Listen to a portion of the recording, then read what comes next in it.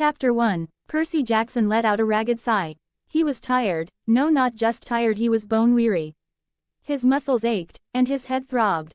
His throat was so dry it felt like he had been drinking fire, which was ironic as he had in fact been drinking from the Phlegethon, the river of fire, one of the only sources of life and sustenance in the hellish realm of Tartarus. He wasn't sure how long he had been down here now. Time seemed to have no meaning in depths of Tartarus. There was no night, nor was there any day, instead the landscape was forever bathed in an ominous red light. He wasn't sure exactly how long he had been trapped in this hell, but he knew it had been years, maybe decades, maybe even centuries. He honestly wasn't sure. What he did know though was that it had been a very, very long time. Of course his stay down here hadn't been optional. No, he had tried everything to get out. He had walked from one side of Tartarus to the other, fighting and killing any monster that got in his way. He had searched far and wide for any sign of a doorway, or of a way out, but had come up empty. Once he had even tried climbing the walls. That hadn't ended well. 50 meters up he had found himself a target for a group of savage harpies. He had ended up having to let go of the ledge he had been clinging onto to stop himself from being torn off the wall and ripped to shreds. This unfortunately had actually led to him falling off the wall. Luckily he had managed to grab one of the harpies and use them to break his fall. Yes, he had tried everything he could think of to escape this hellish place. He had tracked down different gods and immortals that like him were trapped in the abyss and tried to bargain with them for a way out. More often than not though those confrontations led to a fight, some of which Percy won, others he barely escaped from. Still though at least the experience had allowed him to hone his skills to the point at which he would say he was a master of both the blade and his demigod abilities. Probably the only reason he had even survived this long was his decision a few months into his stay in Tartarus to once again bathe in the river Styx, regaining the invulnerability it gave him in the process. Yeah, that had been a good decision, or at least it had at the time. Now though he had been trapped here so long he was beginning to curse his decision. After all, the curse of the Styx was likely the only reason he was still alive today, which is something he regretted every now and then. Especially when he was having a particularly bad day, or had just had a especially nasty fight. Not that Percy was suicidal, no, not at all. He had too much pride to kill himself, especially in such a dishonorable way. But that didn't mean that he didn't occasionally, on some of the days he was feeling particularly low, go hunting for powerful enemies in the hopes that they would overpower him and kill him. Not that he had had much luck with that, since he refused to fight with anything less than his absolute best, and his time in the pit, although draining, had allowed him to hone his skills to the point of absolute mastery. This meant that more often than not he came out the victor, with the Titan of Destruction Persis once kicking his ass only to leave him alive so that they could fight again later when Persis was bored. That's not to say it was all bad, as there was occasionally some release from his misery. He had had a few good years. He had met a few decent-ish monsters and immortals whilst down here. Eris, the goddess of chaos, was always a bit of fun, plus she was amazing in bed. He didn't see her often, but when she did pop down to visit her mother, Nyx, she usually met up with him. Which was a welcome change from the daily grind for Percy. It was just a pity that she wasn't able to take him back to the surface with her, well, not without him being turned to ash anyway. Kelly and Empissa he had met in his youth also occasionally met up with him. The two of them had even had a brief relationship for a few years. One that had ended rather awkwardly when he had woken up to find her trying to drink his blood. Suffice to say, a sword through the heart certainly put a dampener on things. Though after she had reformed they still had an occasional fling, the monster Lamia also joined the two of them once or twice. Yeah, that was a highlight of the year. So yeah, although there were a lot of hard times during his time in Tartarus, he had had a bit of fun here and there. But as time passed, Percy began feeling more and more drained. His hope of escaping from the barren wasteland that was Tartarus slowly getting crushed by the realization that he was trapped here. Even if all the gods of Olympus worked together, he doubted they would be able to either find him or get him out. It wasn't like this place was as easy to get to as the underworld after all. At least in the underworld a couple of mortals had managed to escape. This was Tartarus though, a place that even gods and titans feared to go. Currently Percy was stood at the edge of the pit, his dull sea-green eyes staring out over the ledge and down into the swirling mass of chaos below. His black hair was currently matted with sweat, ichor and blood, as too were his shredded and battered clothing, mismatched articles he had scavenged from slain monsters and the occasional titan he came across and killed. Running a scarred and pale hand through his matted black hair, Percy's other hand began to absent-mindedly play with the hilt of Anaclumus. The celestial bronze blade covered in scratches and scrapes, showing the signs of its heavy usage during Percy's time in Tartarus.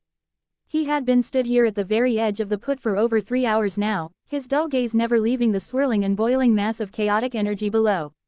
This was not the first time he had looked down and seen what lay below Tartarus. He had to admit it had always fascinated him looking down at the ancient chaotic being, the source of existence. The energy from which the primordial gods themselves were spawned. Licking his heavily chapped lips, Percy released his grip on his weapon, a smile passing across his face as he leaned forwards. His arms spreading out to the side, as he overbalanced and fell forward, his eyes clenched shut as he fell into chaos itself. Seeing only darkness even as he felt the skin being torn off of his limbs, and his body quickly breaking apart into golden dust the further he fell. Chapter 2.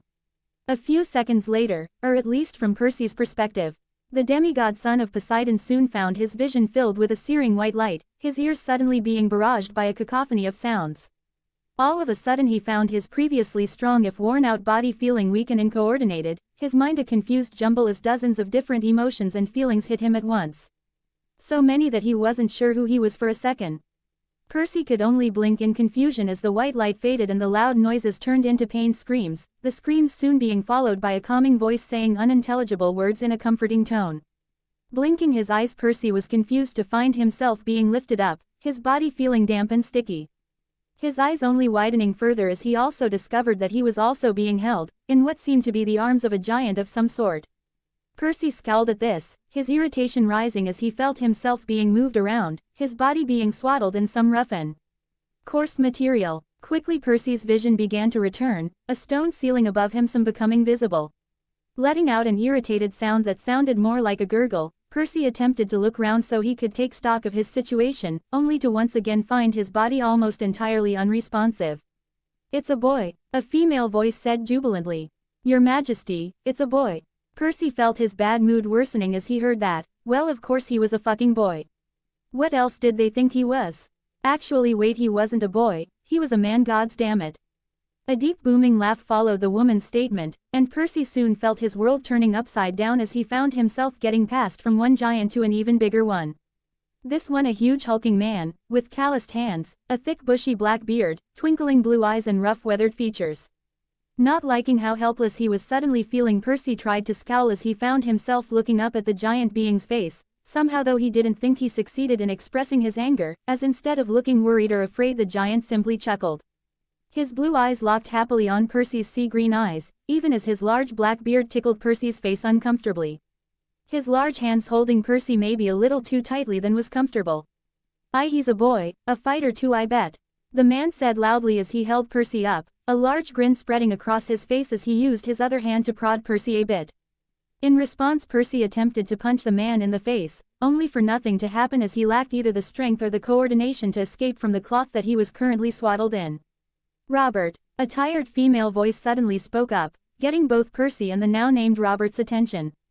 Glancing back at the man, Percy noticed a sheepish expression crossing his face as he chuckled amusedly to himself before passing Percy over to the woman that spoke.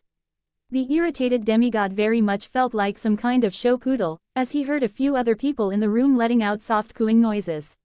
"Oh, of course, Cersei, here you go, our son," Robert said. His voice was still loud as he handed Percy over to someone else. As this was happening, Percy once again tried to express his indignation. He was Percy fucking Jackson, damn it, the slayer of titans, the bane of giants, the demigod son of Poseidon and Sally Jackson. Not that Percy's attempts at cursing worked, as he instead found himself being held carefully in a pair of warm arms. A set of tired yet gentle green eyes looking down at him. Percy paused his vitriol at this point, the words leaving his mind as he saw the beautiful woman that looked down at him. Her hair was sweaty and a complete mess, her eyes had dark rings under them, and she looked to be on the edge of exhaustion.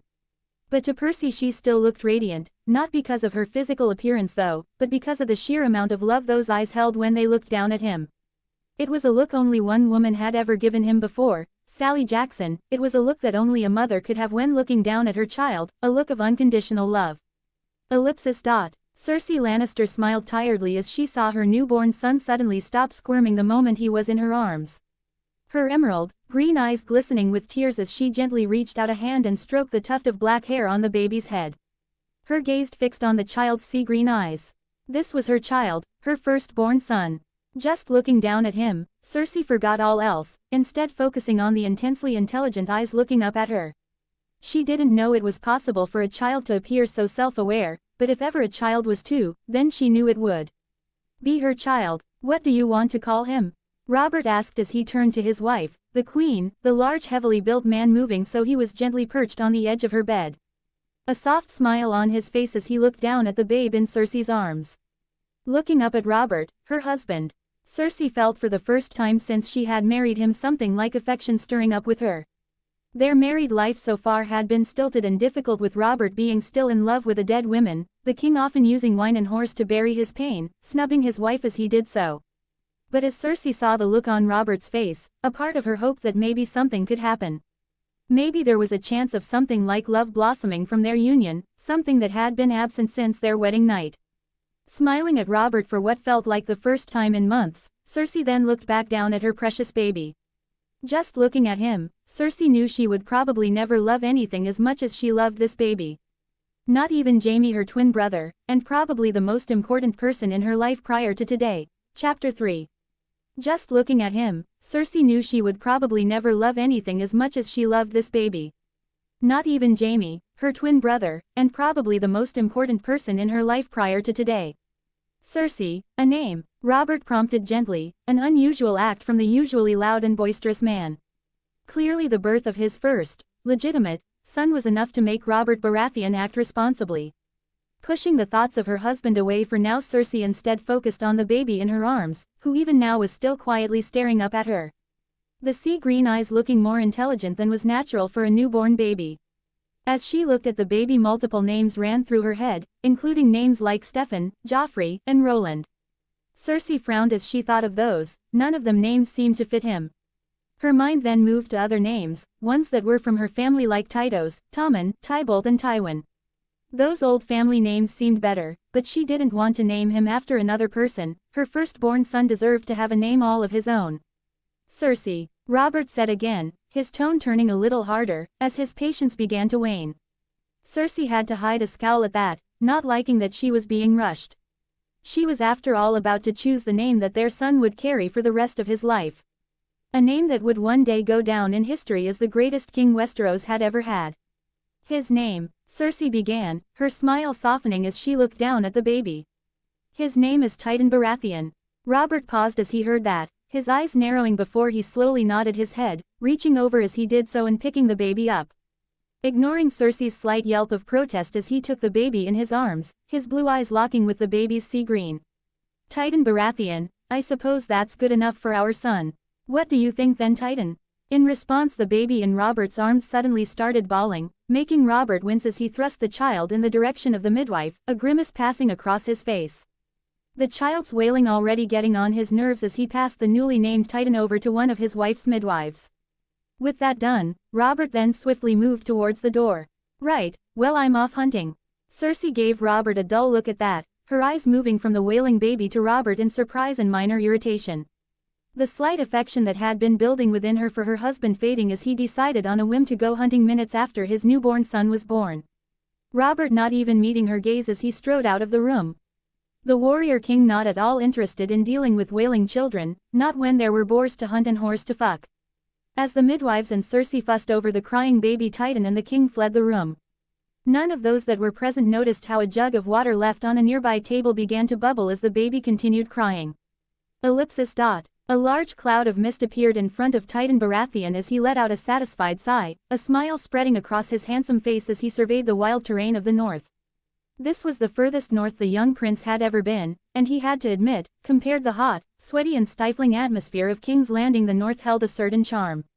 At 17 years old, or 7 and 10 name days as they called it here in Westeros, Percy, or Titan as he now begrudgingly went by, had now been considered a man for over a year now. Not that that interested Titan too much, as despite physically being only 17, mentally he was a much older, even if occasionally he didn't act that way. The last 17 years for Titan had been, trying to say the least. When he had first become conscious in this new world, he had been a babe in arms. How this happened exactly Titan wasn't sure, though he did think it had something to do with him leaping into the chaotic energies that below Tartarus. Such an action was sure to have had some strange consequences. Even if those consequences were him somehow being reborn into a new world, one which was geographically completely different to his own. Luckily though when he had been born he had retained all the memories he had previously had, plus he was somehow still a demigod, even if his powers seemed somehow diminished, his connection to the domain of the sea and the earth not being as strong as it had been on earth. Though that might either be down to his father not existing in this world, or it could do with the magic in this world declining. The exact reason Titan wasn't sure of. After all he was no scholar and the few maesters he had spoken to did not know. Still he retained his abilities and although not as powerful they set him far above normal men, he was stronger, faster and retained his control over the water and the earth, even if he had needed to trade raw power for refined control. What was more though was that people knew of these abilities. Titan when he had gone by the name of Percy Jackson, he had been reckless and bold. And Titan, well Titan was exactly the same person, as such he had had no shame when using his powers whenever it suited him. Now if Titan had been born a commoner he would likely have been accused of witchcraft and been drowned, lynched, burned alive take your pick. Luckily though he had been born the Crown Prince, as such when he used his abilities the maesters had proclaimed him, blessed by the seven. They had also claimed that this was the god's way of honoring Robert for overthrowing the tyrannical Targaryens. Like it, add to library. Sage OF016 Creators, Thoughts. 1 comments 0 vote. Chapter 4. They had also claimed that this was the god's way of honoring Robert for overthrowing the tyrannical Targaryens. Ellipsis. How much of this was their own words and how much was due to Titan's mother Cersei forcing them to say this was debatable. But either way the uneducated masses lapped up the maester's words. So yeah, if he was honest with himself Titan couldn't be happier to have been reborn into this world, it certainly be traverse the hellish landscape of Tartarus for an eternity. That being said, a part of him still missed the people he had known before his torment in Tartarus, his mother Sally, his partner Annabeth, all his friends at Camp Half-Blood and Camp Jupiter, but he had long ago come to terms with never seeing them again. This was something he had come to terms with years before he had taken the leap. The relative isolation of Tartarus did give a person a lot of free time for self-examination after all. Despite that though he was still happier to be here in Westeros, breathing fresh air, drinking clean water and not spending his every living moment in torment. This situation was made better by the fact that he had apparently been born the prince of a medieval-like kingdom, or to be more exact a crown prince of 7 kingdoms. Again Titan wasn't complaining, even if he did now have to go by the name Titan. In a hard and unforgiving world like the one he had now been born into, he had been born into a royal family. The first legitimately born son of a king. He had been given everything he could have asked for, he wasn't about to turn his nose up at such a blessing and an opportunity. And opportunity it had been as whilst he was still a young child, his adult mind had allowed him to progress far faster than normal children. Allowing him to walk and talk far faster than many thought possible giving further weight to his ironic, blessed by the gods, status. Suffice to say his unnatural intelligence for his age and later his supernatural abilities had soon garnered him a lot of attention from nobles and maesters alike, and at Titan's request he was soon being taught about Westeros including its history, its language, its geography and its religions. It had all been very useful and Titan had rapidly soaked up the knowledge, or at least he had as far as the continent's history, geography and culture was concerned. The language, well that had been a lot more tricky, as it appeared that alongside his demigod abilities he had also retained his ADHD and dyslexia, not that any of the maesters knew what these were. And unlike his abilities these traits were not lessened at all. Luckily though his beloved mother had had an inkling, as apparently Titan's uncle Jaime had had a similar affliction. One which he had been cured of by being forced day after day by his father, Tywin, to learn his letters until he had. Unfortunately his mother Cersei had taken that as a challenge and had personally sat the young Titan down and forced him to learn how to read and write. Day after day she had forced him to learn, his mother drinking her wine and conducting her business whilst Titan was sat at a desk working. That had been the first time that Titan had resented his lot life, even if it had only been for a moment before reality had set in and he had realized what a little shit he was being. That had been painfully embarrassing. Fortunately though he had prevailed and after a few months he had begun to make progress and eventually he had learned how to read and write in Westeros. The years that followed this had been quite pleasant for Titan, being born into privilege like he was meant that he had had time to spare plus the wealth to have tutors in anything he had an interest in. Which for Titan meant he had had the kingdom's best warrior, Barristan Selmy teaching him to fight, or reteaching him. Which for Titan who retained all his old memories meant it was like a walk in the park, a prodigy was what they called him. After all he had needed to do was rebuild his muscle memory plus adapt his style to suit that of a Westerosi sword as opposed to Anaclumus. Of course initially he had contemplated having a replica of Anaclumus made as he knew the sword better than anything, unfortunately though he didn't have the first clue about forging. The children of Hephaestus having been the ones who forged and maintained the majority of his equipment. Plus he hadn't even tried in the end as he knew no replica could ever replace his blade, it would feel like nothing more than a hollow shell. As the years continued to pass and Titan became older and began gaining more responsibilities and gaining more freedom and independence, he began to gain something of a reputation. A reputation that only increased after he had begun taking part in tournaments at the age of 16, winning the joust and the melee several times over the past year and gaining himself a reputation as an exemplary warrior. That's not to say that his reputation was all that golden, despite the prestige he had been born into, his martial abilities and the demigod powers he retained. After all, after having spent however long in Tartarus, living in constant misery and discomfort, Titan had, when he had become old enough, engaged in every vice he could. From the age of 12 onwards he had drunk excessively, drinking fine wines and ales almost as much as his father. On top of that he had begun to delve into the pleasures of the flesh, betting anything he could as he allowed himself to be consumed by his vices. For Titan these pleasures has soothed the pain of his past miseries in Tartarus. Like it, add to library, Sage OFO16 creators, thoughts. 1 comments 0 vote, Chapter 5, for Titan these pleasures has soothed the pain of his past miseries in Tartarus. Ellipsis. However his activities they had eventually become known had somewhat stained Titan's reputation among the older nobles and the like, with many people comparing him to his drunkard, whoremongering father. It had taken him up until a few months ago to properly rein himself in, Titan having to restrain himself from his urges, knowing as he did that they were only there because of his memories with Tartarus, one didn't walk away from the horrors of the pit without scars. So yes, for the most part he had had a good life here in Westeros, far better than it would have been had he been born a commoner, likely if that had happened he would have died young. Recently though, after he had begun to pull himself back together, he had come to a conclusion. First that yes, he had been lucky to be born into the life he had been, but also that he was squandering that life. He was living that life only for his own enjoyment, his own satisfaction.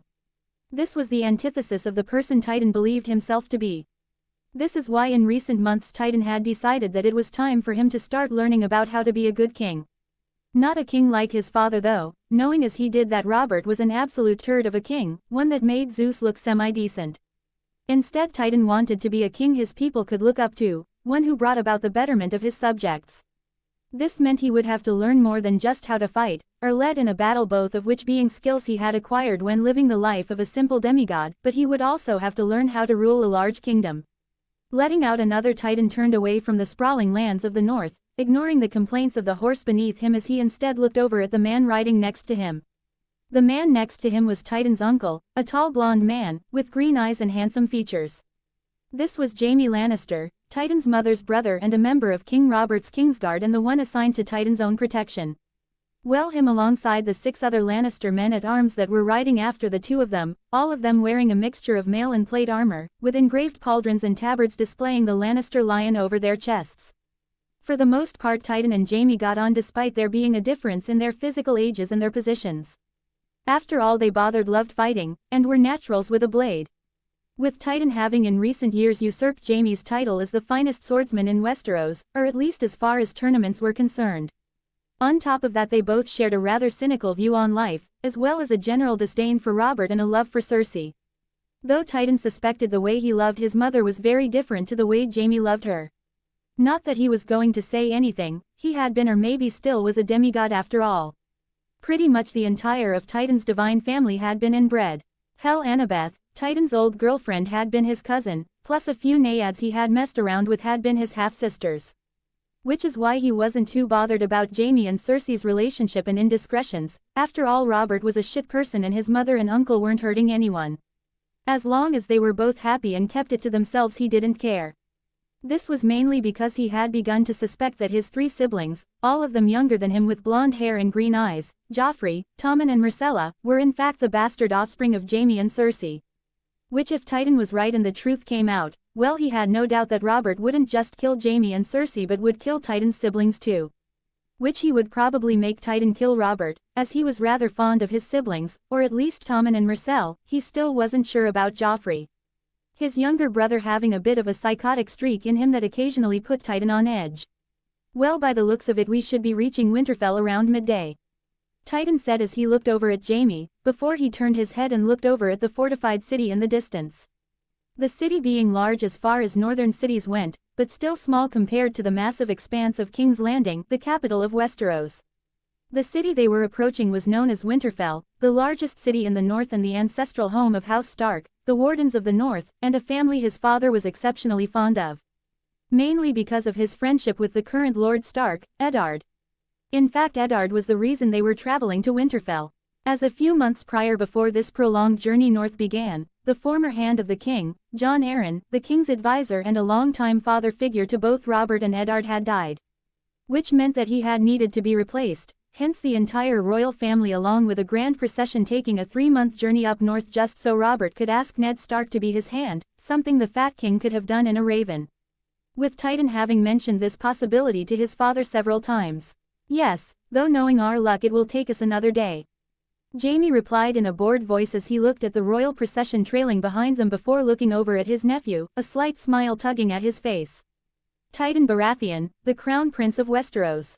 He was a handsome man, which was something that no one could deny. His features were a perfect mix of Lannister and Baratheon, with Titan having sea-green eyes, short, thick black hair and a strong powerfully built body. The man fit the role of Crown Prince perfectly, from both the way he looked and the way he acted. Like it. Add to library. Sage OFO16 creators. Thoughts. 0 comments 0 vote. Chapter 6. The man fit the role of Crown Prince perfectly, from both the way he looked and the way he acted. Ellipsis. Currently the prince was wearing a set of leather armor, the leather being a dark brown color with a suit of finely woven mail beneath it. The armor was a lot lighter than the gold-colored plate armor Jaime was wearing, and at the moment Jaime was somewhat jealous, as riding a horse in full plate was a sweaty and unpleasant business. True, but who says we have to wait with the damn procession? Titan replied cheerfully as he angled his horse away from the distant Winterfell and began to canter back to the column. What are you up to? Jaime asked suspiciously as he and the prince's 6 other guards followed behind Titan. Why, just going to tell the fat man that I'm heading to Winterfell ahead of the rest of the procession. Titan replied cheerfully. I'll probably give him some bullshit about making sure that everything is in order for his arrival. You really think he'll believe that?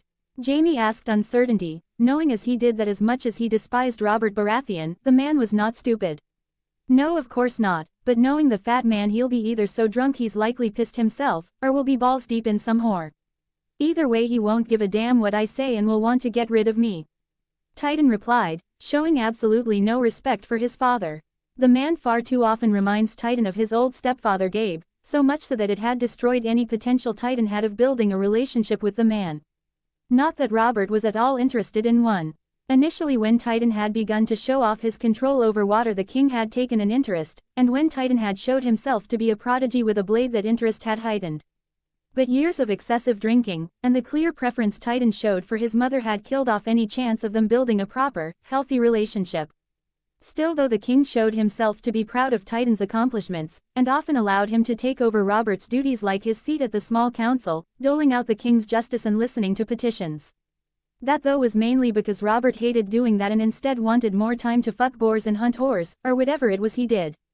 You know, if any other man said that, Robert would have their tongue cut out. Jaime spoke up blithely. It's a good thing I'm not any other man then, isn't it? Titan responded with a large grin as he and his entourage met up with the procession, Titan heading for where his red-faced, wine-swigging father was barely staying on his horse. Ellipsis. Riding away from the royal procession, Titan couldn't help but grin as he and his small group ate up the distance to Winterfell. Grinning wider, he exulted in the freedom of just galloping through the countryside. It beat the dreary pace the procession set, hampered as it was by all of the large wagons, camp followers and the king and queen's regular stop-offs. With his mother either getting bored of riding in her heavy and ornate carriage with her other children and her ladies-in-waiting, the queen instead wishing to stretch her legs or have luncheon in the fresh air. That or Robert deciding he wanted to go hunting on a whim, or getting so pissed the procession had to stop so he could be thrown in the back of one of the wagons. Either way the pace had been stifling, and over that time Titan, who was always prone to boredom, had been getting antsy. After all, the only fun he had had in weeks was the occasional spar with Jaime or Barristan, or every now and then the chance to lead some of the guardsmen out to rout a gang of bandits or thugs. One of the many that plagued the King's Road, often looking for merchant caravans they could raid. The last chance he had had though was over 100 leagues back down the King's Road, with such opportunities becoming far sparser the further the column traveled up north. Now though, Titan was finally able to break free, with him now heading to Winterfell, under the assumption that he was making sure everything was ready for the king's arrival. His conversation with his father had been about what he had expected. He had ridden over to the king, only to find him already somewhat drunk and telling Barristan stories of his past glories. Suffice to say, when Titan had told him what he was going to do, the man had just waved him on, telling him to do as he wanted. Titan had ended up taking him at his word and had since ridden away from the slow-moving column.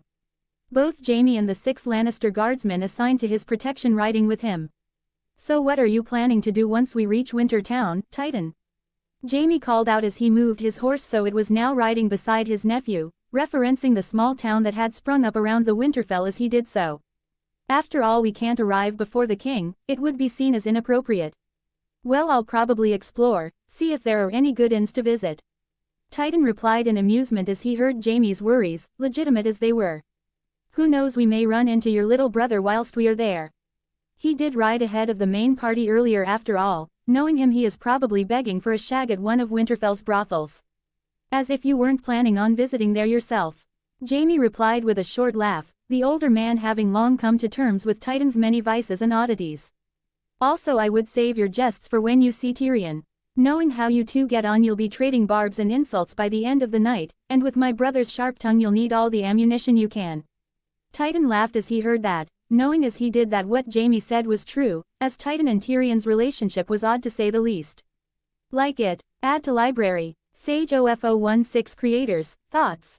0 comments 0 vote. Chapter 7. Titan laughed as he heard that, knowing as he did that what Jaime said was true, as Titan and Tyrion's relationship was odd to say the least.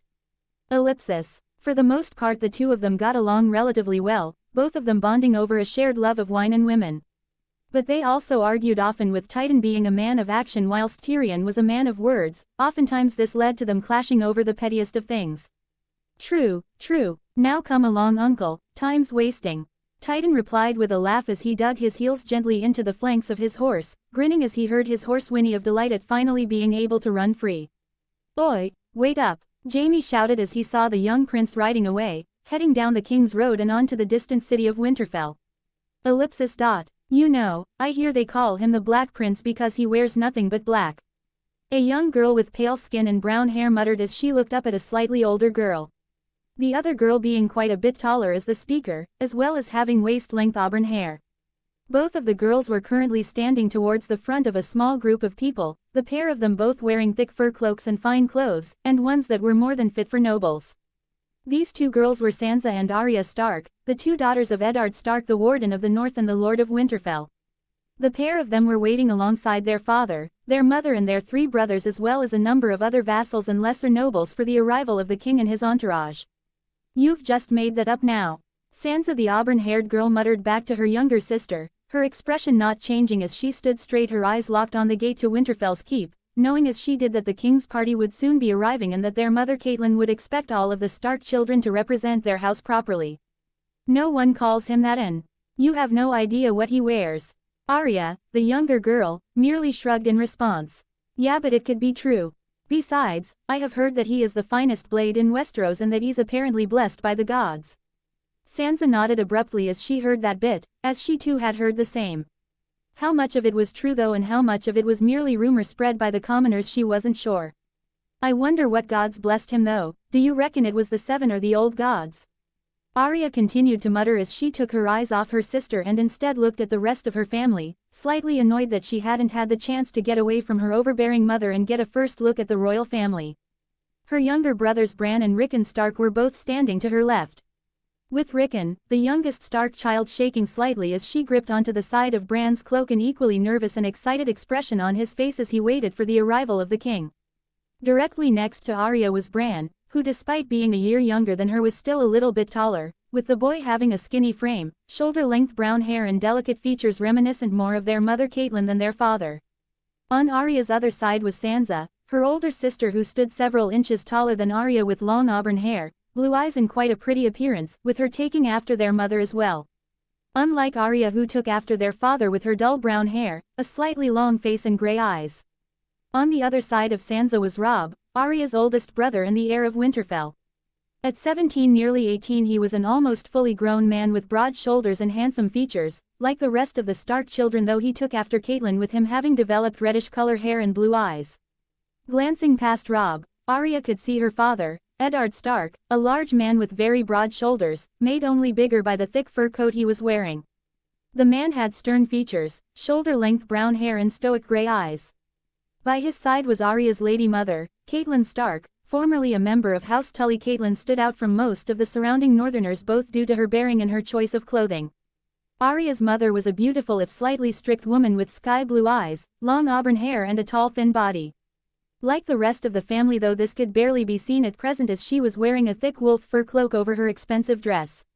Looking away from her mother Arya then looked further down the line seeing the stoic features and wild black hair of her other sibling as she did, or rather her bastard-born half-sibling, Jon Snow. The boy in question being buried toward the back of the crowd of waiting nobles and retainers, with Catelyn Stark having tried to put him both out of sight and out of mind. The Stark matriarch did not want the boy to embarrass the family during the king's visit. Not that Arya would forget Jon as he was one of her favorite siblings even if he was a bastard. Still her mother hated the boy that much was clear for everyone to see, so for now Arya wouldn't draw attention to him. Well, what do you think? Arya continued to ask as she looked back to her sister, noticing as she did that she hadn't answered her question. Shut up Arya, they're about to arrive. Sansa muttered back quietly still not looking at her sister as she tried to shut her up. Partly because the king and his party was about to arrive and she didn't want Arya embarrassing them, and partly because she didn't want to admit to her younger sister that she didn't know the answer. Like it, add to library, Sage OFO16 creators, thoughts. 0 comments 0 vote. Chapter 8, Shut up Arya, they're about to arrive. Sansa muttered back quietly still not looking at her sister as she tried to shut her up. Partly because the king and his party was about to arrive and she didn't want Arya embarrassing them, and partly because she didn't want to admit to her younger sister that she didn't know the answer. Ellipsis. Further down the line Eddard Stark, often referred to as Ned, let out another sigh as he heard his daughter's muttered conversation. The older man having to push down a very slight smile as their bickering reminded him of the arguments he used to have with his brothers and sister, Brandon, Benjen and Lyanna, when he was their age. Pushing those thoughts aside for now, Ned instead focused on the matter at hand. It had been over a few months since Ned had received a raven telling him that the King of the Seven Kingdoms was coming to Winterfell. And because of this the last few months had been hectic as invitations were sent out to all the houses in the north and the entirety of Winterfell had become a hive of activity as people rushed to ensure everything would be ready for when the king arrived. After all this would be the first time in many years that a king of the Seven Kingdoms had come this far up north. Ned of course knew the reason for this. Jon Arryn, Ned and Robert's friend, the man who they had both warded with as children had died. This had upset Ned but not too unduly as Jon had been in his 60s and had lived a full life, but still the loss had hit him hard made more so by the fact he hadn't seen the man in over 9 years. Of course with the loss of Jon Arryn this left the position of Hand of the King open, which is of course what Robert was coming north for. At some point during this visit Ned knew that Robert would ask him to become the new Hand, and from what he remembered of his old friend he rarely ever took no for an answer. Still despite this Ned was looking forward to the visit as Robert had been a dear friend. Plus for years he had been hearing stories of his eldest son, Titan Baratheon, stories of how he had divine powers and of how he was unmatched in skill with a blade. At first Ned had waved such stories off as nonsense, all of it having been spurred on by excitable commoners, after all the time of magic and mysticism had long since passed. But as the years had passed and these stories continued a part of him had begun to wonder, after all the gods worked in mysterious ways. Because of this a part of Ned wanted to see just what this crown prince was like, what he was made of, especially since some of the stories he had heard painted him as a blessed and noble warrior, whilst other painted him as a drunkard and a whoremonger. It would be interesting to see just what kind of a man his future king was going to be. Ned pushed aside those thoughts for now however as he heard the distant clatter of hooves on stone, a telltale sign that the king was about to make his entrance and that soon enough he would have his answer to just what kind of a man the crown prince truly was. Ellipsis. Some time earlier. You know nephew, when you said you would be coming to Winterfell ahead of the rest of the procession, I had imagined you doing something a bit more, Then, well, a bit more than this, Jaime Lannister said, a slightly amused tone to his voice as he looked around the brothel that Titan had ended up bringing them to. No doubt one of the very few that existed here in Winterfell. The prince in question was currently sitting sprawled out on a seat. An attractive redhead with a glorious body and attractive features was currently sat on his lap, one of her small hands currently shoved down the prince's breeches, a slight grin on her face as she looked up from kissing Titan and smirked at Jaime. "Come on now, Jaime, we've been on the road for months." Titan replied cheerfully as he looked up from where he had been previously nuzzling into Redhead's neck. "Call it a bit of tension release." Jaime rolled his eyes at that as he took a seat nearby, waving away a nearby whore who had been hovering around him as he instead grabbed a goblet and filled it with wine. "And there I was thinking you'd decided to turn over a new leaf." "I have an uncle," Titan replied with a grin as he looked over at the girl on his lap, smiling slightly as he saw the faux pout on her face. "Hence why I'm not drunk and am only courting the attention of this lovely lady. Speaking of which, what is your name again?" "It's Rose, my lord," the redhead replied in a husky voice, a smirk present on her face as she continued to move her hand up and down, leaning forward as she did and kissing her way up Titan's neck. "Well, Rose, what do you think we should be doing, riding as a part of a slow-moving procession in the bitterly cold wind? Or staying in this delightful little inn with warmth, wine and fine women?" Titan asked with a grin on his face as he held Rose a little tighter to himself, delighting in the feeling of her lips as they glided up his neck before reaching his own. After which she engaged him in a fierce and fiery kiss. "Well, I think you chose the best option, certainly for me," Rose replied shamelessly as she broke the kiss, a slight smirk on her face as she looked over at Jaime in amusement. "Well, there you have it, uncle. Now how about we get you a woman of your own?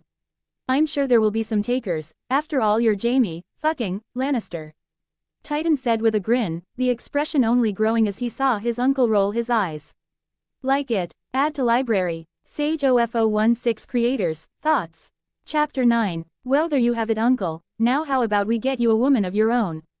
I'm sure there will be some takers, after all you're Jaime, fucking, Lannister," Titan said with a grin, the expression only growing as he saw his uncle roll his eyes.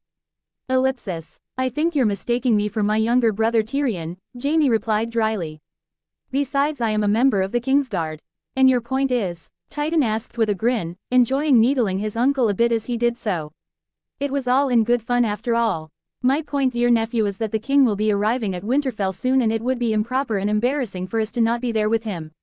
Certainly for you not to be there at least," Jaime replied as he sipped his wine, wondering as he did so just what his sister would think if she saw just what her precious son was up to.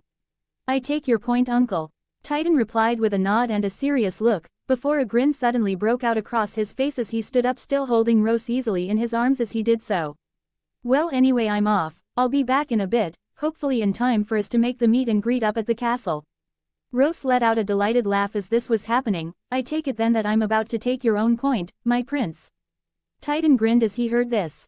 "I like this girl." Jaime rolled his eyes as he heard that. "Of course you do, she is just as shameless as you." "Unlike you though, Titan, she is supposed to be shameless, as the future ruler of the Seven Kingdoms you're not." "So you say," Titan replied absent-mindedly as he ignored his uncle for the most part, more interested at the moment in the beautiful and vibrant redhead in his arms. "I don't know why I bother," Jaime sighed as he took another drink of his wine, shaking his head in amusement as he watched Titan carry Rose into one of the nearby rooms, the door slamming behind them as the woman's laughter was soon replaced by moaning and giggling. Looking away from where his nephew had just disappeared, Jaime instead looked around the rest of the room, shaking his head in amusement as he saw the prince's other guards all following his lead as they made the acquaintance of the many girls who worked in the brothel. Noticeably, however, none of them were as fine as the one the prince was currently bedding. Jaime, however, was soon distracted from this sight as he saw the door to the building suddenly open, letting in a blast of cold air as more Lannister guardsmen entered. These ones wearing the Lannister colors but lacking the fine plate armor that the prince's guards had. Though considering those men had all been specifically picked out to protect the Crown Prince, this wasn't surprising. Shaking his head, Jaime knew who was about to enter, because as much as Titan and Tyrion argue, they both tended to think in a similar way.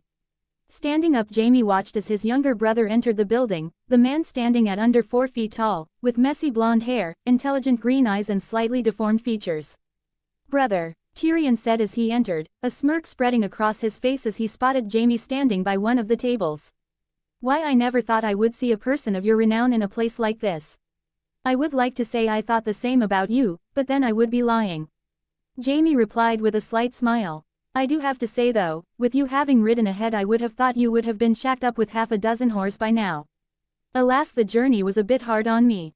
Tyrion replied as he waddled over to where his brother was standing, the siblings both pulling up seats as Tyrion sat down and poured himself out some of Jaime's wine.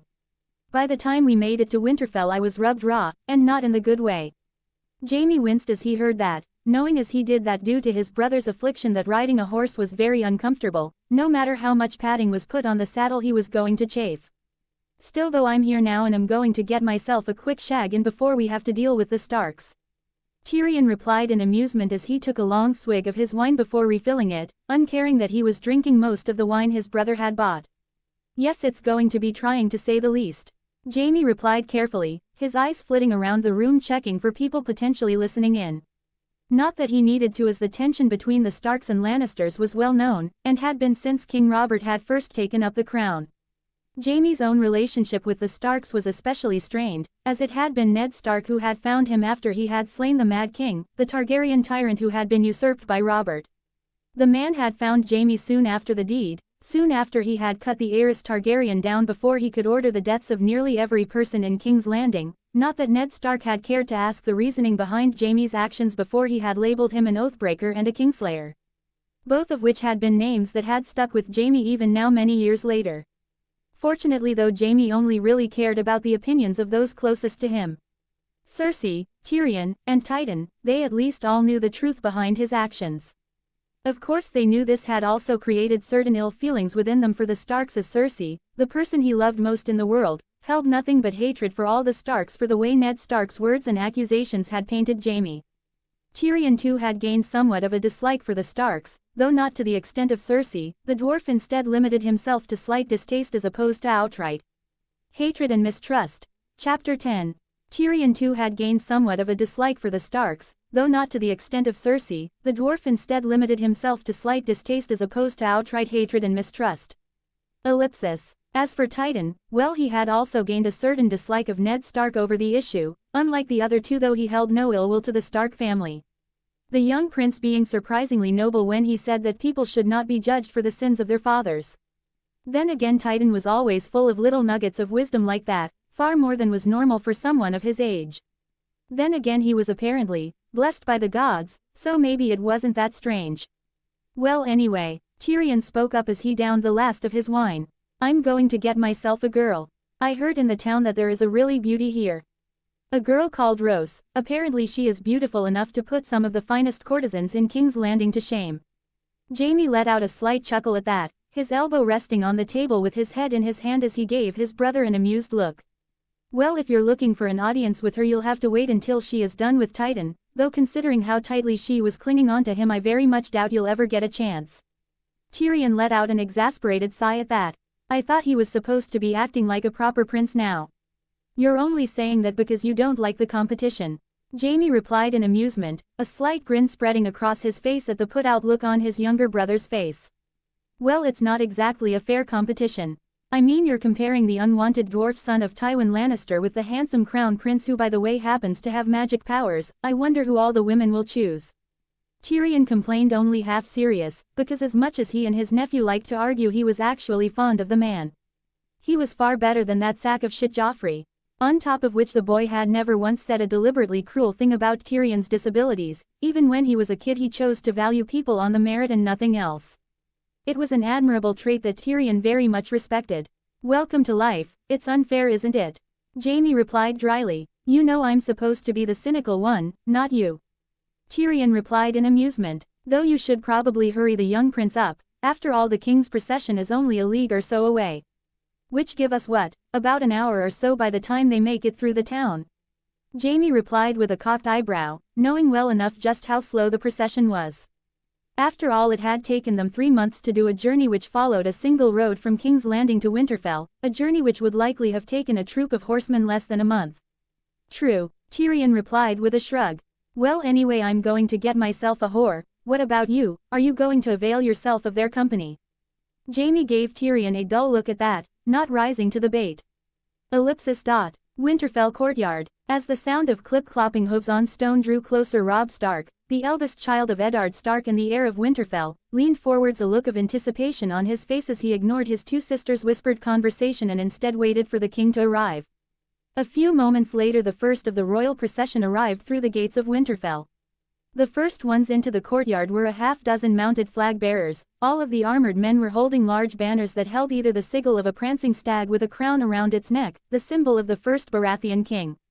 That or they displayed the sigil of House Lannisters, a symbol of a roaring lion on a crimson background. Following behind the flag-bearers were two members of the Kingsguard, an elite group of the finest warriors in the Seven Kingdoms, all seven of whom had sworn their lives to protect the king and the royal family. After the men in golden plate armor there came a boy slightly younger than Robb with shoulder-length blonde hair, slightly pointed features and emerald green eyes. Unlike the other members of the procession so far though, this boy was not wearing armor but instead was wearing high-quality clothing that reflected the colors of House Lannister, with a deep red jerkin and breeches with gold lions on it and a fine crimson cloak with a black fur trim around his shoulders. Robb frowned as he saw this boy, at first thinking that this was the legendary Crown Prince he had heard so much about. He was not quite what he was expecting, but the blonde ponce on the horse was far less impressive than the stories he had heard. Further down the line of Stark children, Robb could see his younger sister's face instantly light up as she stared at the golden-haired prince. Looking back at the boy, Robb scowled slightly as he saw the smug smirk on his face as he looked over at Robb's sister. In that instant Robb decided he didn't give a damn about how blessed the prince was. He decided right here and now that he didn't like him. Following behind the blonde prince was another armored man, this one being a colossal man wearing dark-colored plate armor with a helmet that had been crafted in the shape of a snarling dog, a huge great sword strapped to his back. Following behind this man was then the royal carriage, a big lumbering thing with ornate gold decorations showing the Lannister lion and the Baratheon stag, and following behind that was the king himself, Robert Baratheon. The instant Robb saw the man, a surge of disappointment rose up in him. This was the king of the Seven Kingdom. The man didn't look anything like the stories his father used to tell him of a warrior king, one who gathered a rebellion and defeated the tyrannical Mad King and ended the Targaryen dynasty. The man that Robb saw was nothing like that. In fact, he looked more like a fat drunkard than he did a warrior king. Like it. Add to library. Sage OFO16 creators. Thoughts. 5 comments 0 vote. Chapter 11. The King Arrives. If you want to read advanced chapters you could take a visit on my Patreon or check it out. http://patreon.com/sageof016. The man Robb saw pulling his horse to a stop wasn't anything like the stories. Not even close. The tales spoke of a demon on the battlefield, a warrior king forged in fire and fury. This man, he looked more like a fat innkeeper who'd had one too many drinks, his face red and puffy, his breathing heavy even from just sitting on a horse. But despite how he looked definitely not kingly, everyone in the courtyard dropped to their knees the moment Robert Baratheon rode in. Mud splashed up from his horse's hooves. Following him like shadows were 4 members of the Kingsguard, their white cloaks spotless even after the long ride, their faces hidden behind serious-looking helmets. They looked ready for anything, a sharp contrast to the king they guarded. As King Robert finally pulled his horse to a halt near the center of the yard, a young squire scrambled forward. He was practically tripping over his own feet, carrying a small wooden stool. It was obvious why helping the king, who was clearly overweight and maybe a bit unsteady, get off his massive warhorse wasn't a one-person job without a little help. Robert grunted as he swung a thick leg over, his armor creaking under the strain, finally planting his boots firmly on the muddy ground. Once steady, Robert started walking towards Robb's father, Ned Stark, who was still kneeling patiently. The king's face was set in a grumpy, hard expression. With a wave of his thick hand, he signaled for everyone to get up. On your feet, his voice boomed, rough like rocks grinding together. Everyone shuffled upright, the scrape of boots on stone filling the air for a moment. Robert finally stopped right in front of Lord Stark. They just stood there, inches apart, staring at each other. Robb felt his own breath catch in his throat. You could feel the tension crackling in the air, thick and heavy like before a storm. Everyone was watching, silent, wondering what was about to happen. Robb saw his mother, Lady Catelyn, biting her lip nearby. Even the guards seemed stiffer than usual. Was the king angry? Was father in trouble? Your Grace, Ned Stark finally said, his voice low and steady. He bowed his head slightly to the king, who was maybe an inch taller but easily twice as wide. The king just tilted his head, his eyes never leaving Ned's calm face. The silence stretched out, making Robb's skin crawl. What was he waiting for? Then, Robert spoke, his voice surprisingly clear despite his earlier grunting. You got fat. Just like that. The words hung in the cold northern air. The entire courtyard went stone silent again. Rob stared, his eyes wide, feeling a blush creep up his own neck. He glanced at his father, wondering how he could possibly answer that. You couldn't just snap back at the king of the Seven Kingdoms, could you? You couldn't just tell him to bugger off, or point out his own massive gut. But to Rob's surprise, his father didn't say a single word. Instead, Ned Stark just slowly, deliberately, lowered his gaze. He looked down at King Robert's enormous stomach, straining the laces of his leather tunic. Then, Ned's eyebrow arched up, just a fraction, a flicker of dry amusement in his gray eyes. Robert stared back for another heartbeat, his grumpy face unchanging. Then, suddenly, he paused. A slow grin spread across his face, cracking the grumpy mask. And then he exploded. A huge, booming laugh burst out of him, echoing off the stone walls of Winterfell. His massive belly shook like jelly, wobbling beneath his tunic as he threw his head back, roaring with laughter. It wasn't a mean laugh, Rob realized, but a genuine, happy one. The tension in the yard vanished like smoke. Before Ned could react, Robert stepped forward, throwing his thick arms around Rob's father, pulling him into a fierce, back-slapping hug that looked like it might crack ribs. Gods, Ned, Robert bellowed, still chuckling. It's good to see you. Just as quickly, Robert released Ned and turned, his eyes finding Lady Stark. Cat, he shouted, his voice still loud enough to rattle the windows. Good to see you. Still beautiful. Rob didn't pay much attention to his mother's polite greeting, though. His eyes were drawn elsewhere towards the huge, fancy royal carriage that had rolled into the yard behind the riders. The door opened, and a woman stepped out. Rob's breath caught again. She was incredibly beautiful, with hair like spun gold and eyes the color of emeralds. But her pretty face was twisted into a look of clear distaste, like she'd just smelled something rotten, as her eyes swept over the rough stone and muddy ground of Winterfell's courtyard. This had to be the Queen, Cersei Lannister. Who else could look so regal and so unhappy at the same time? Following right behind her came two younger children, both with the same striking blonde hair. One was a boy, maybe around Arya's age, maybe a bit older, with bright green eyes just like the Queen's. The other was a girl, looking younger, perhaps Bran's age, with a quieter look. About her, it didn't take a genius to figure it out. Rob realized these must be the younger royal children, Prince Tommen and Princess Myrcella. Which meant, the other blonde prince he'd seen riding near the front, the older one with the arrogant sneer he'd noticed earlier, the one he thought might have been called Titan in some rumor, that must be Joffrey, the Queen's oldest son. But that just raised another question in Rob's mind, a confusing one. If Joffrey was here, and Tommen was here, then where was the Crown Prince? Weren't kings supposed to have their oldest son, the heir, with them on important trips like this? My queen, Ned said, his voice steady as he turned to the beautiful blonde woman who had stopped nearby. He bowed his head respectfully, taking the hand she offered almost carelessly. Her fingers were cool as he brushed a light, formal kiss across her knuckles. Every 300 power stones equals one extra chapter. No limit. So, if you guys want an extra chapter, send power stones. And one extra chapter on 10 5-star reviews. If you want to read advanced chapters, you could take a visit on my Patreon or check it out. http://patreon.com/sageof016. Like it, add to library, SageOF016 creators, thoughts. 2 comments 0 vote. Chapter 12. Arrival of the Crown Prince. If you want to read advanced chapters, you could take a visit on my Patreon or check it out. http://patreon.com/sageof016. Ellipsis. My queen, Ned said, his voice steady as he turned to the beautiful blonde woman who had stopped nearby. He bowed his head respectfully, taking the hand she offered almost carelessly. Her fingers were cool as he brushed a light, formal kiss across her knuckles. Ellipsis. Lord Stark, Cersei Lannister replied, but her voice was distant, her green eyes already scanning the courtyard again, flicking past Ned almost immediately. She seemed impatient, looking for someone specific amongst the crowd and the castle walls. Before anyone could really start wondering who had captured the Queen's attention so thoroughly, a new sound cut through the air, the unmistakable rhythm of more horses approaching, hooves clattering on the stone path leading into the yard. Heads turned, conversations died down again. Everyone looked towards the main gate. 8 more riders came trotting into the courtyard. The first 6 were clearly guards, soldiers sworn to the crown. They rode in perfect formation, clad head to toe in shining plate armor painted a deep red and black, the roaring golden lion of House Lannister side by side with the crowned black stag of House Baratheon etched onto their breastplates. They looked serious, professional, their eyes hidden behind the slits of their helmets.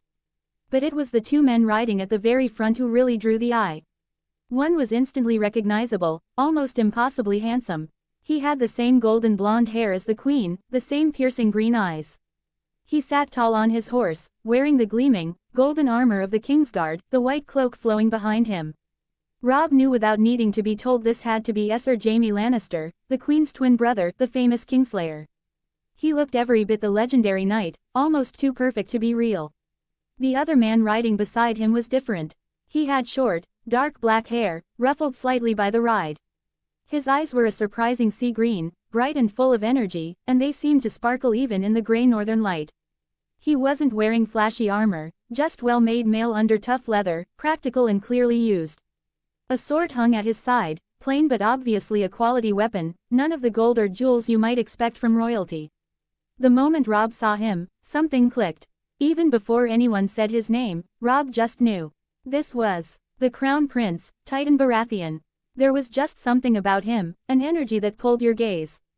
Maybe it was the easy confidence in the way he sat his horse, or maybe just a feeling, a certain presence that made him stand out from everyone else, even the Golden Knight beside him. His sudden appearance hushed the remaining whispers in the courtyard.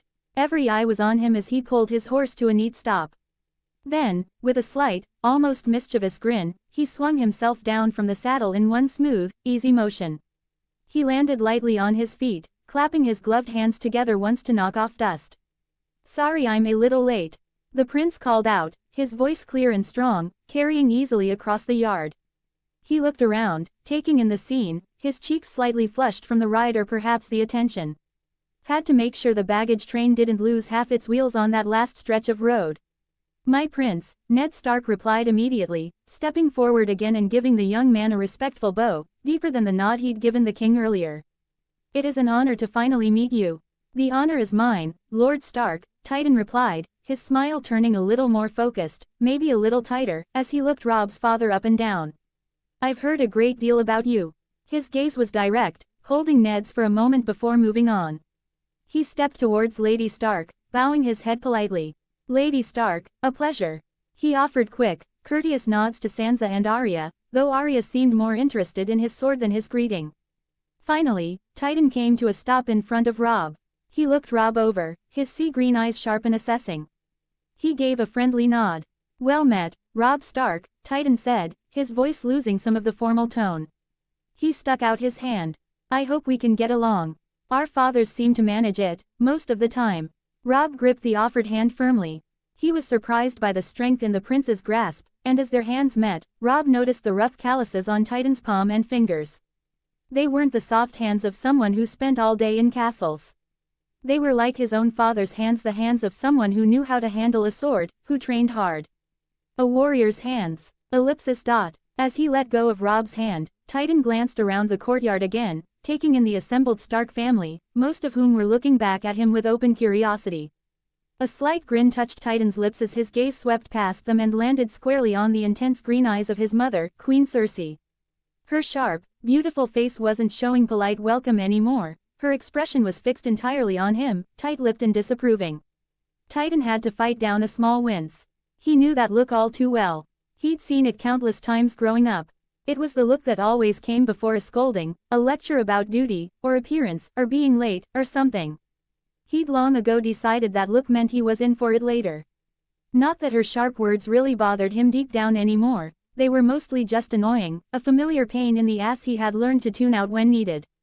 Pushing the thought of his mother's coming lecture aside for now, Titan quickly finished his greetings. He gave another polite nod towards Lady Stark and her daughters, making sure he'd done his duty properly. Then his attention settled back on Robb, the auburn-haired young man standing tall beside his father. Physically, they looked about the same age, maybe late teens. But Titan thought he could still see a touch of boyish naivety in Robb's eyes, something not yet hardened by the world outside the north. Still, the handshake had been strong, and Robb hadn't looked away when their eyes met. Those were good signs. Every 300 power stones equals 1 extra chapter. If you want to read advanced chapters, you could take a visit on my Patreon or check it out. http://patreon.com/sageof016.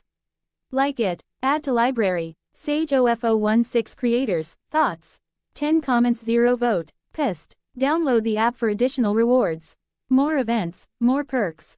Winning you more free perks. Download now. SageOF016. Download app now. Chapter 13, The Northern Heir.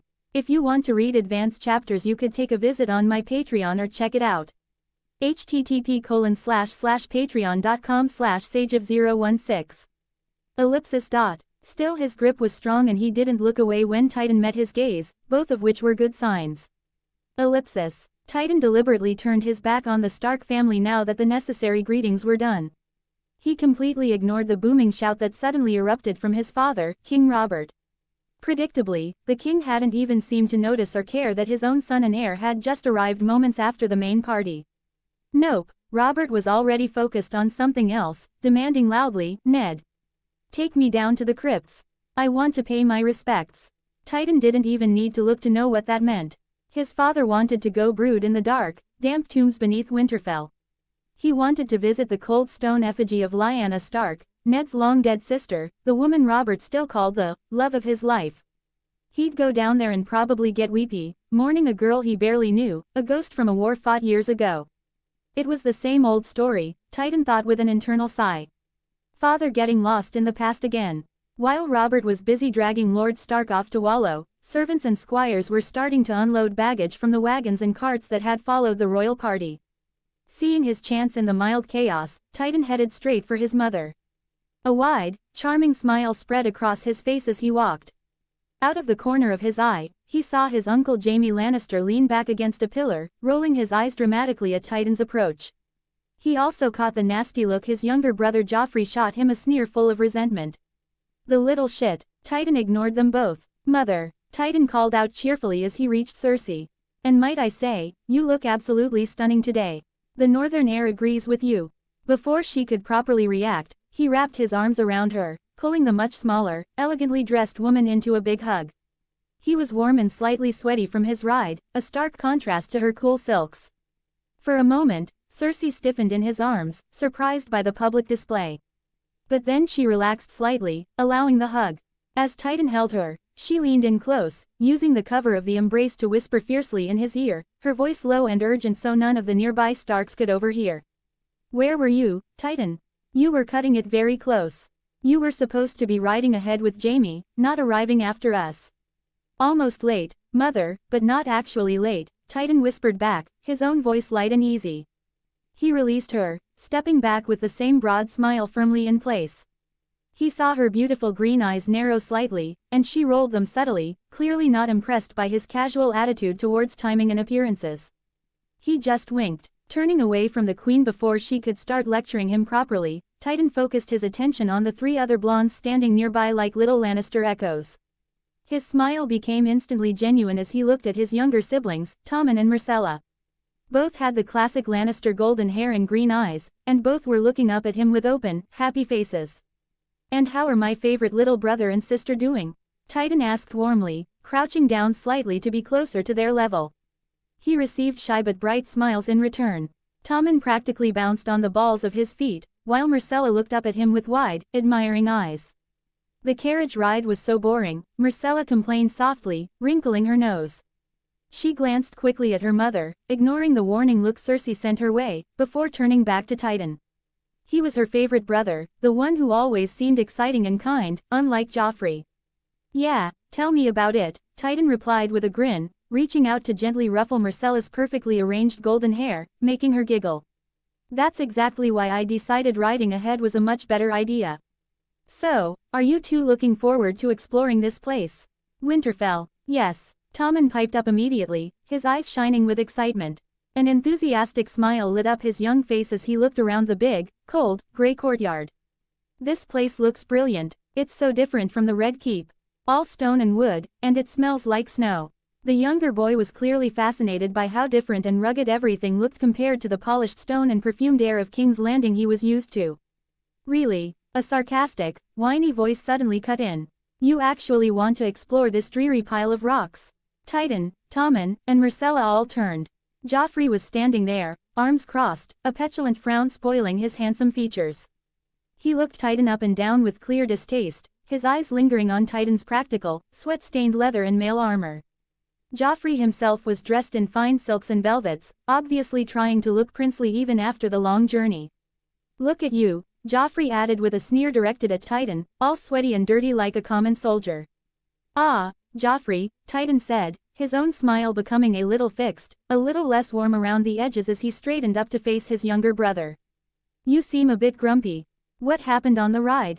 Did a squirrel steal your lunch? Or did one of Lady Stark's kittens get the better of you? The air between the two brothers instantly felt colder. Their relationship had been bad for years. Joffrey couldn't stand how easily Titan seemed to earn their father's rare moments of attention, their mother's grudging approval, and the respect of the court, all things Joffrey desperately craved for himself. He hated being second best, especially to a brother who didn't seem to care about dressing the part of a prince.